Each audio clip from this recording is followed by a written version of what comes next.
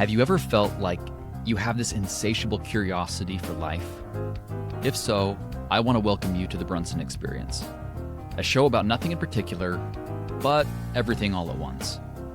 Join me on my journey to understand the world, ponder the mysteries, and learn from the greats.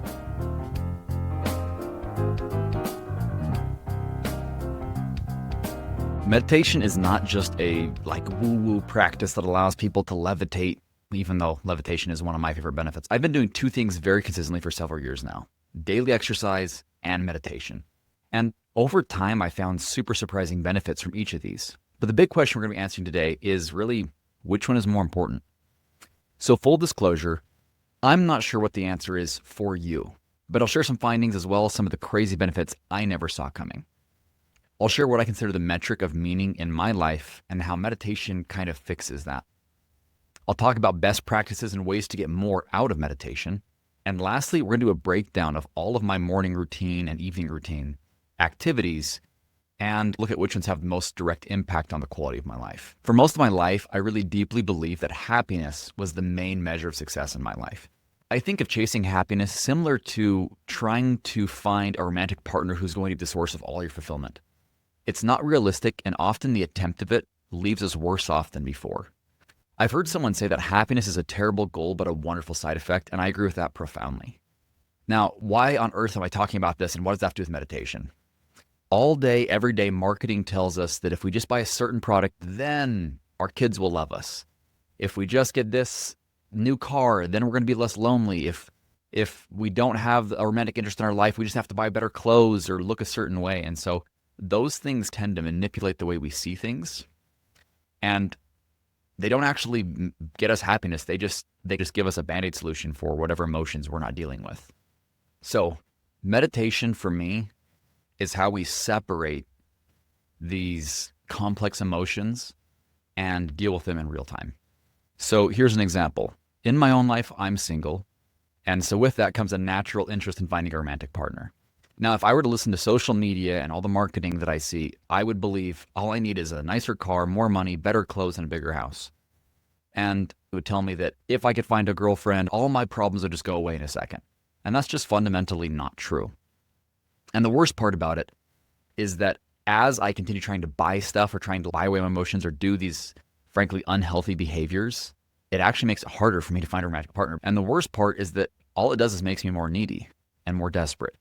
And the more I show up with that kind of energy, the harder it will be to find someone who I want to spend my life with. So this is what meditation does for me. It helps me snap out of that state of neediness. I get to stare down my actual internal emotions, which are governing a lot of my negative behaviors and associations. And when I do that, I just feel calm and peace. I'm 10 times more engaged. I'm a better listener. I'm a better friend. I give off an aura of care and love as opposed to an aura of neediness and competitiveness and jealousy. So overall, the quality of my life goes up significantly when I'm in that healthy state. And I don't have to buy anything. Now, before you guys think this is just some crazy bash on capitalism, I'm a huge fan of people buying cool things. I'm a huge fan of buying nice cars and fancy clothes and all the cool stuff. I just want to make sure that when I buy those things, it's not because I'm trying to buy away my own insecurities. So this is why I meditate every single day. I recognize that life is so much more meaningful if I spend my time doing activities that are powerful and fulfilling. If I'm like a rabid animal chasing, fighting, and scratching and trying to feel safe or loved, I'll ultimately be a very lonely and sad person. Maybe have a giant bank account, but no friendships and relationships to share that with. Now, I hope I've at least persuaded you that there might be some value in trying to get more healthy headspace in your life. Let's talk about the mechanics of it. So everyone has different ways they meditate. There's no correct answer to this, I'm convinced, but I can share with you some of the things that work well for me. And then, of course, let's go compare that to my other morning routines and find out how they stack up. I think a big misconception about meditation is people think that it's just, let's not think about anything, right? I just have to clear my mind and have no thoughts coming in at all, and that's really not the case. My overarching goal is to switch my mind from thinking mode into feeling mode. So rather than letting thoughts just dance across the stage in my brain, I'm focusing on how I feel. So specifically, I listen to some music. I plug in my noise-canceling headphones, I take 10 slow, deep breaths, and just try to relax my body. And then I focus on every part of my body one at a time and try to feel the weight of the air around it. And what that does, it shifts me from a thinking mode into a feeling mode. Now, I think the assumption is, oh, like you just stop thinking about stuff. No, thoughts are always coming into my mind. You don't get mad at yourself. You just watch it like a cloud in the sky, just float past you. You observe it, and then you gently pull yourself right back to a place where you're just feeling again. I do this for about 10 or 15 minutes. And usually within that time, I get to a pretty good state where I feel connected. And when that happens, it's funny because I'll give myself, I guess, permission to think again. And more importantly, to feel internally.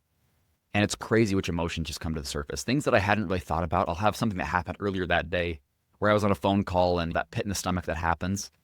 And you've forgotten about it, but it's still like those emotions are still churning inside you.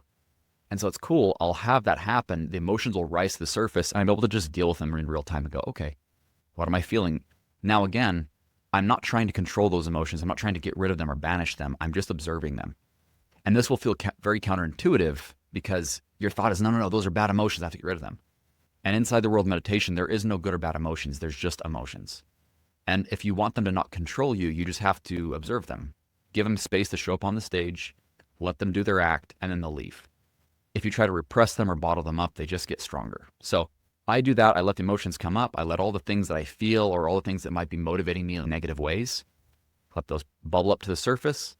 They dissipate just by me observing them, and they're gone. Once I feel like I've cleared out that emotional closet, I end the meditation and I go about my day. Now, I think of meditation a lot like cleaning your room. It's not my favorite part of the day, but it's just maintenance. It's just something you have to do on a daily basis just to keep your life in order. And similar to cleaning a room, emotions can build up like laundry or anything else. If you try to skip and do it maybe only once a month, you can probably do that, but you just have a whole bunch to do. Whereas if you do a little bit every single day, you're able to just clear things out in real time. I'd say one of my most important tips for anybody that's trying to get into meditation, it's okay to suck at it. I'm a big believer in really crappy gym sessions. Sometimes you go to the gym and you just crush it for 2 hours straight. Other times you show up for 10 minutes, you go warm up, and for some reason it's just not working. But you showed up, and I think there's a victory there. I would say don't worry, and don't be mad, especially if for 20 minutes straight your mind just refuses to calm down and these thoughts keep popping up and you never get into the zone. That's okay. That's what you needed that day. Show up the next day, do it again. And that time just keep trying to pull from thinking to feeling. Okay, so this is the last piece. We're in the home stretch, everybody. What is my routine? What are the most important parts of my routine? And like, how do they stack up compared to each other? So the things that I do in order are first thing in the morning is I cold plunge. Then I go exercise for usually 1 to 2 hours. I journal every day and I meditate in the evening before I go to sleep. I'm not a huge fan of long routines. I know a lot of people do that. It seems to work for them. I used to have a crazy 10-part routine that just took me forever, and I didn't feel like it actually was moving the needle for me. So I got rid of everything that I didn't say, like this is directly, massively improving the quality of my life. The goal of my morning routines is not to do work necessarily. It's just to set myself up so that when I go to work, I'm in the best state that I can be in. And not just work, but in my relationships, in my business, in my creativity, in my ideation. I want to be just pinging. And if I'm not doing that, then I'm showing up to work for 7 hours and just not really getting a lot done. So if I were to rank the things that I think really help me get into that state, the least important, funny enough, is journaling.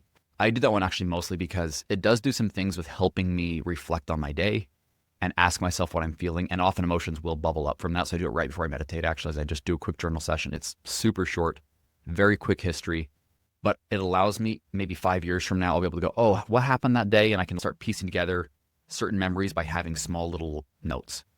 More, I'm doing it for my posterity. The next most important might be surprising to a lot of you, but it's exercise. I know for most of you, exercise is just the bread and butter of like how you become the best version of yourself. And I'm a huge, huge believer, so don't misunderstand. But I'll explain why the other two are maybe a little more important. But exercise is amazing, mostly because of just the hormonal benefits.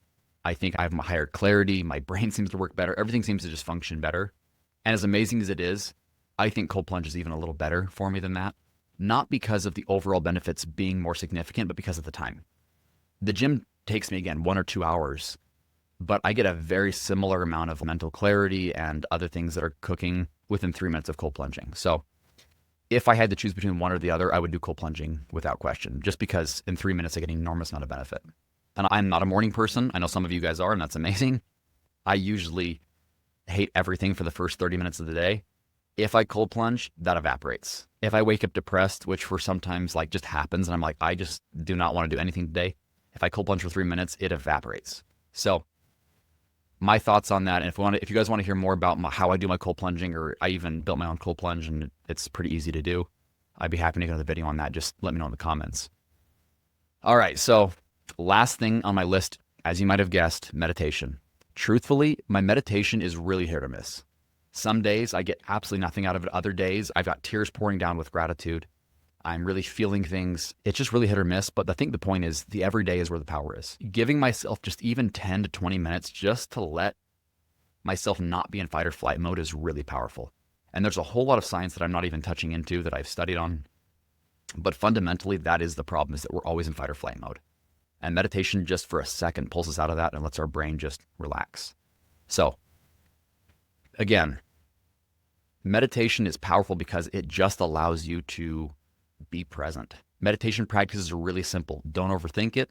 Also, be very patient with yourself and meditate. There is really no wrong way to do it. You could do 1,000 different things and you'll get a lot of the same results. Lastly, find your own routine, but be very cognizant of which things are actually moving the needle. I do not believe that you can copy and paste anyone's morning routine or evening routine. You got to find what really is the gaps in your own life experience and then fill those in your own way. If you like this video, please subscribe and share it with friends, and we'll see you on the next one. Thank you so much for listening to the podcast. As always, I'm not running ads, so the best thing you can do to show thank you, if you got any kind of value out of this at all, please leave a review and share it with your friends. We'll see you on the next episode.